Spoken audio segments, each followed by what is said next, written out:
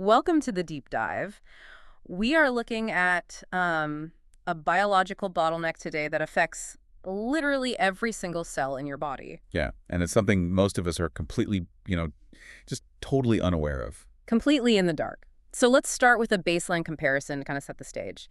If you look at the dietary patterns of our Paleolithic ancestors. The original hunter-gatherers. Right, the original hunter-gatherers. They were consuming around 600 milligrams of magnesium every single day. Just inherently through their standard diet. They didn't have to think about it. Exactly. But you fast forward to the modern era, and, many of us are lucky if we manage to scrape together half of that on a daily basis.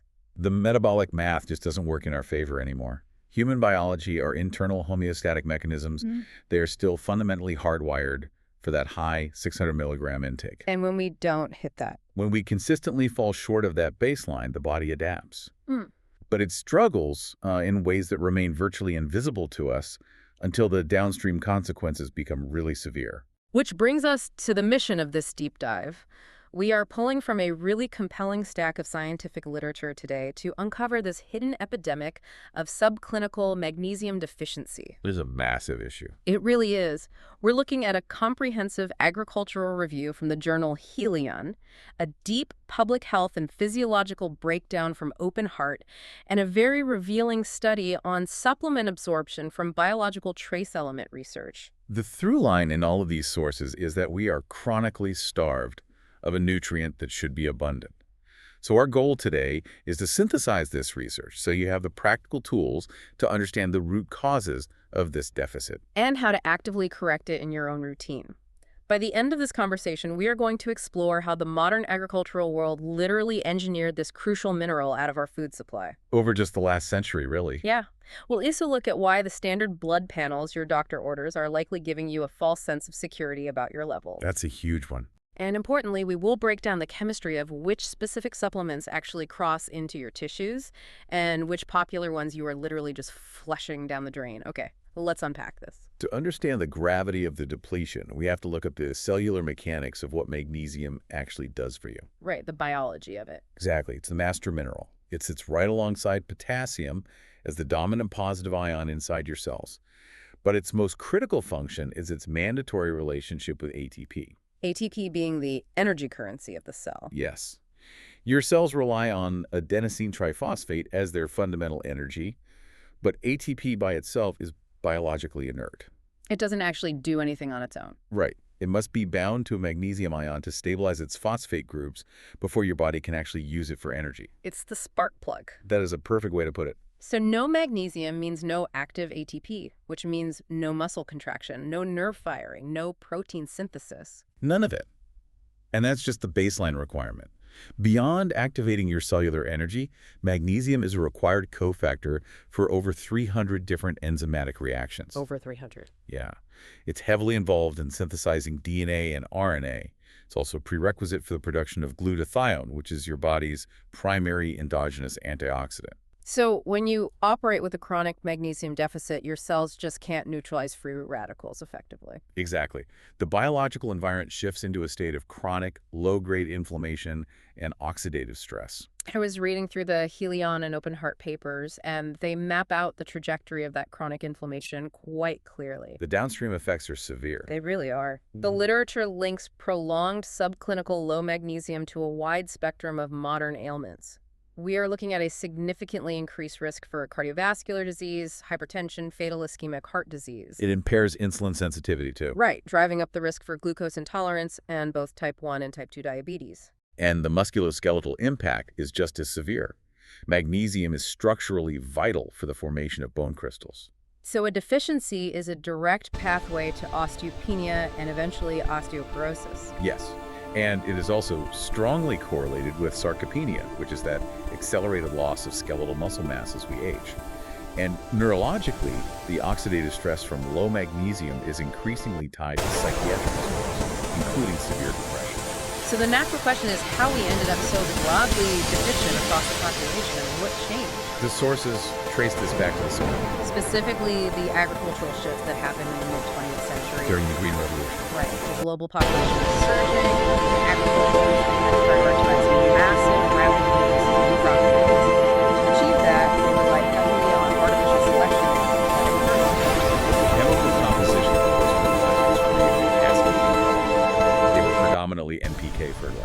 heavy in nitrogen, phosphorus, and potassium. Exactly. Yeah. They were designed to drive rapid biomass accumulation, but they entirely omitted magnesium from the formula. It goes beyond just omitting it, though. The potassium actually blocks the plant from absorbing whatever magnesium is left in the dirt. The root systems of these crops have specific transport proteins for potassium, but magnesium relies on non-specific transporters that it has to share.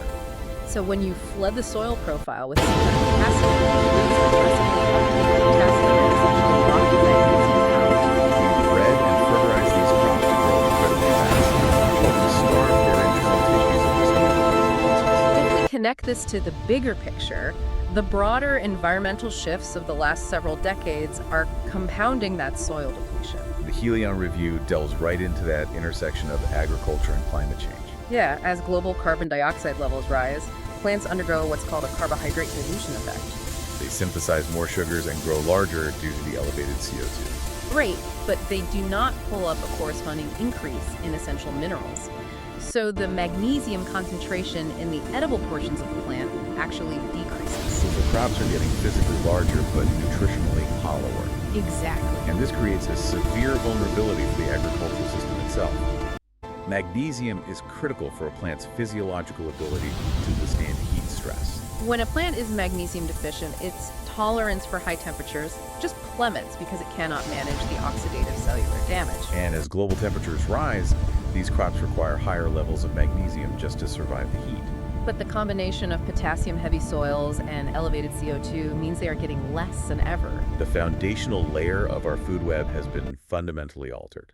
And even if you are sourcing crops grown in highly optimal, mineral-rich soil, the food processing industry often strips the remaining magnesium away before it ever reaches the grocery store shelf. The processing metrics in the sources are striking. They are. The standard milling process for grains removes approximately 80% of the inherent magnesium. En la If you tabla compare refined white periódica. flour to its whole wheat counterpart, 82% of the magnesium is gone. Polished white rice loses 83%. And the refinement process for white sugar removes 99% of the mineral. It is a systemic removal of the micronutrients our metabolic pathways depend on, largely driven by the demand for shelf stability and specific texture preferences in consumer goods. Here's where it gets really interesting.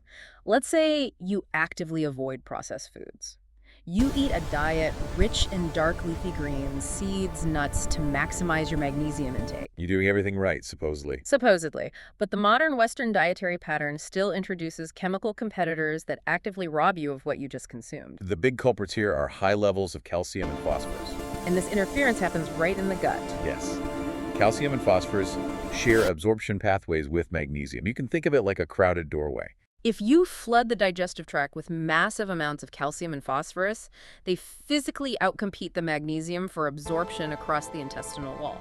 Historically, human diets maintained a calcium to magnesium ratio of roughly 2-to-1. Today, largely due to heavily fortified foods and high dairy consumption, that ratio has widened to 5-to-1. The phosphorus shift is even steeper. The historical dietary ratio of phosphorus to magnesium was about 1-to-2. Today, it is inverted and spiked to 7-to-1. A massive driver of this is the phosphoric acid used in soft drinks, alongside the phosphate preservatives packed into processed meats. And when you ingest that much phosphorus, your body actually requires additional magnesium just to metabolize and clear it. Which means a soda isn't just devoid of magnesium, it acts as a vacuum, depleting your existing stores. The medical and environmental landscapes introduced other unseen antagonists as well. Like aluminum. Right. The literature notes that dietary aluminum, which routinely enters the diet through specific cookware, certain baking powders, or over-the-counter antacids, can suppress magnesium absorption by up to 5-fold. Reducing your body's overall retention of the mineral by 41%. Furthermore, ubiquitous pharmaceuticals, particularly proton-pump inhibitors used for acid reflux and diuretics prescribed for blood pressure, mechanically inhibit your ability to absorb magnesium or force your kidneys to aggressively excrete it. So given the depleted topsoil, the aggressive food processing, and a modern diet that actively antagonizes absorption, you would assume a systemic deficiency of this scale would be caught immediately during a routine physical. You would think so. Yet it rarely is. That is perhaps the most critical clinical takeaway from the Open Heart paper. The medical community has a blind spot here. driven by how we diagnostic test. Because magnesium is an intracellular mineral. Exactly. Upwards of 99% of your total body magnesium is sequestered inside your cells. About 60% is locked within the skeletal matrix of your bones, and the bulk of the remainder is in your muscle tissue. Leaving only about 1% actually circulating in your blood serum at any given time. Exactly 1%. But standard medical diagnostics rely almost exclusively on that serum magnesium blood test. The accepted normal reference range is typically listed between 0.75 and 0.95 millimoles per liter. The physiological illusion here is that your body treats that serum magnesium level as a critical, non-negotiable life support metric. Because if the blood levels drop, your heart is at immediate risk of a fatal arrhythmia. Right, so if your dietary intake is deficient, your body triggers a compensatory mechanism. Yeah. It will literally demineralize your skeleton. Leaching magnesium out of your bones and pushing it into the bloodstream to keep that serum level stable. Which means your standard blood panel comes back completely normal. Giving you a clean bill of health while your body is actively cannibalizing its own skeletal structure just to maintain the facade. The methodology of the test is inherently flawed for detecting anything other than an acute, late-stage crisis. The open-heart authors argue that establishing the reference range based on the confidence limits of a population that is already chronically deficient is a statistical error. Even though levels below 0.82 millimoles per liter fall within the accepted normal tier, the data strongly suggests this indicates a significant subclinical deficiency. Truly optimal cellular health likely requires a serum level above 0.85 or higher. By relying on serum panels, the medical system is vastly underreporting the scope of the problem. I was reading the clinical breakdown, and there's actually a physical test doctors can perform without drawing any blood to check for this. It's a fascinating physiological. The Trousseau tests for neuromuscular irritability caused by low magnesium and calcium. So how does it work? A clinician will wrap a standard blood pressure cuff around your arm and inflate it just above your systolic pressure. They hold that pressure for about 3 minutes to intentionally occlude the arterial blood flow. In a healthy individual, this is just uncomfortable. Right. But if you have a tissue-level magnesium deficiency, the localized ischemia, the lack of blood flow, forces the nerves and muscles to hyperexcite. It triggers an involuntary physical reaction. A very pronounced one. The muscles in the hand and forearm will involuntarily spasm and contract into a rigid posture known as a carpopedal spasm. The wrist flexes, the fingers draw together stiffly. Yes, it is immediate visual proof that the nervous system and the muscle fibers absolutely require adequate magnesium to reach a state of relaxation. Without it, they misfire and lock up. So what does this all mean? We have established the agricultural deficit, the processing losses, the dietary antagonists, and the diagnostic illusion of the blood test. The logical intervention is oral supplementation. But the supplement market is notoriously difficult to navigate, with dozens of different chemical formulations sitting on the shelf. Which is why the animal model study published in Biological Trace Element Research is so vital. They conducted a controlled pharmacokinetic trial on rats to measure the actual bioavailability of 5 distinct magnesium compounds. They weren't just looking at what was ingested. No, they tracked how much of each compound successfully crossed the intestinal barrier, circulated in the plasma, and permeated the deep tissues over an 8-hour period. The data provides a very clear roadmap of what works and what doesn't. Let's start with the formulations that failed.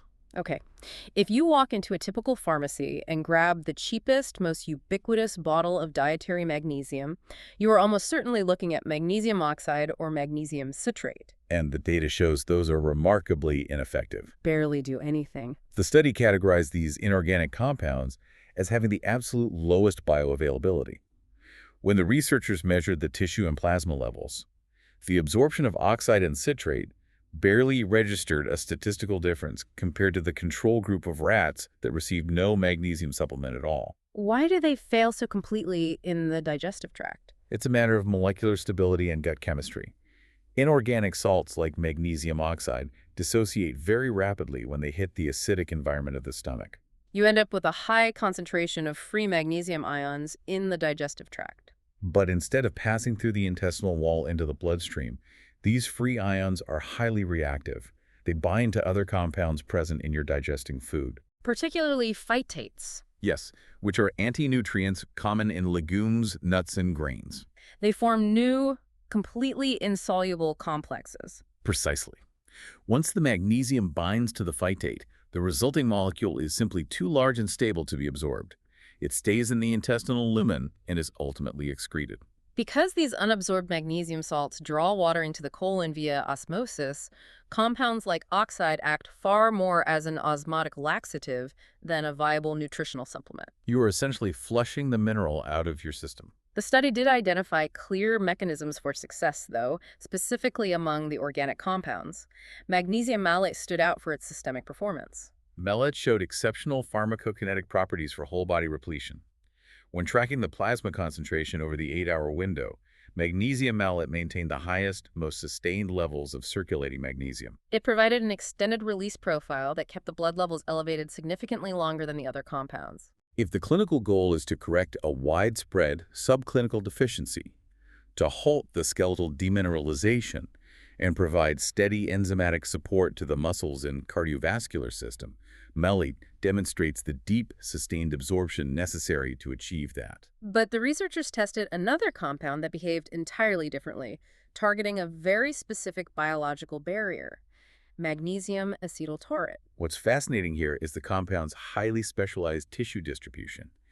Magnesium acetyltaurate didn't just elevate the general plasma levels. It demonstrated a unique molecular capacity to cross the blood-brain barrier. Yes. When the researchers harvested and analyzed the tissues at the end of the trial, the cohort given acetyltaurate showed the highest concentration of magnesium deposited directly into the brain tissue, significantly outperforming every other formulation. The researchers didn't just look at the chemical markers, they tested to see if this brain-specific absorption actually altered the animal's neurology and behavior. They utilized a behavioral assay called an elevated plus maze. It's a cross-shaped platform raised off the floor. Right.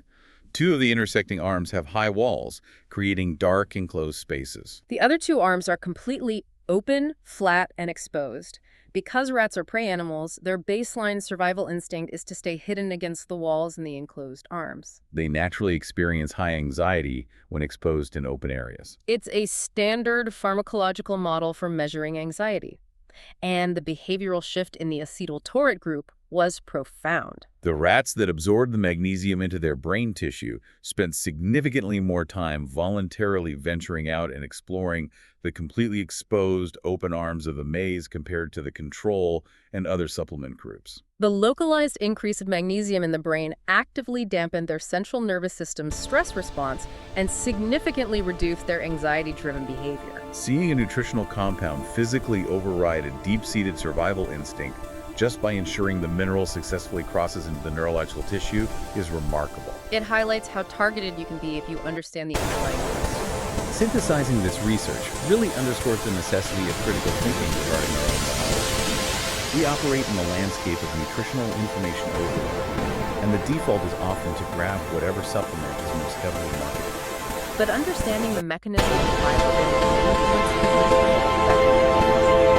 you need to rebuild your systemic stores and support the cardiovascular health. You can intentionally seek out organic compounds like malate. Anxiety, strain, you can look for lipophilic compounds like acetyltaurate that are structured to reach the brain. You have the leverage to actually address the cellular deficit rather than just ingesting inorganic salts that your body rejects. Addressing this isn't just about trying to push a number up on a standard lab panel. Especially knowing that those serum tests are mathematically misleading anyway. Exactly. It's about protecting the structural density of your bones, maintaining the electrical stability of your heart, and giving your cells the raw materials they need to clear out signs of oxidation. This raises an important question. How deep into our foundational biology is cellular actually? While reviewing the Helion paper, there was a specific, nuanced detail about cellular mechanics that is really worth pulling on. The research notes that the natural rhythmic fluctuations of intracellular magnesium are actually what regulate the circadian clock genes within human cells. The physical movement of magnesium ions in and out of the cellular matrix is a core component of how your cells literally keep time. It implies that the biological clock is chemically dependent on this mineral. If the intracellular environment is depleted, the rhythm of that cellular timekeeping mechanism fundamentally breaks down. We want to leave you with this final thought to explore. We look at the modern landscape and see a pervasive global epidemic of insomnia, fragmented sleep, and circadian disruption. The standard culprits we point to are chronic psychological stress, caffeine half-lives, and the artificial blue light from our screens. But if the circadian clock genes themselves require magnesium to function, could it be that this widespread inability to sleep is actually being driven from the inside out? If our cells are fundamentally starved of the mineral they need to run their internal clocks, the sleep architecture of the entire body is compromised at the microscopic level. It's a deeply compelling hypothesis, and it reinforces why understanding our micronutrition is so paramount. We are not just fueling a macrometabolism. We are constantly providing the chemical inputs for the microscopic machinery that governs our daily existence. Something to ponder as you wind down from this deep dive, recalibrate your own biological clock, and maybe consider the nutrient density of your next meal. Thank you for joining us, and keep asking the right questions.